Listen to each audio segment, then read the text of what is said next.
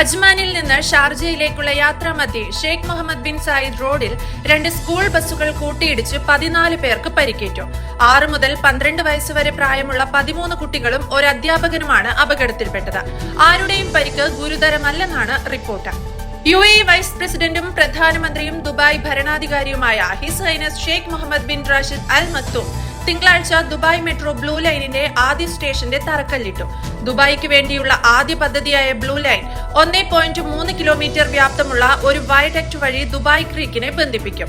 Dubai metro blue ലൈനിന്റെ തറക്കല്ലിടൽ ചടങ്ങിൽ UAE പ്രധാനമന്ത്രി Sheikh Mohammed bin Rashid Al Maktoum ലോകത്തിലെ ഏറ്റവും ഉയരം കൂടിയ മെട്രോ സ്റ്റേഷനായ 74 മീറ്റർ ഉയരമുള്ള ഐക്കണിക് MR പ്രോപ്പർട്ടി സ്റ്റേഷന്റെ വ്യതിരിക്തമായ വാസ്തുവിദ്യ രൂപകൽപ്പനയ്ക്കും അംഗീകാരം നൽകി.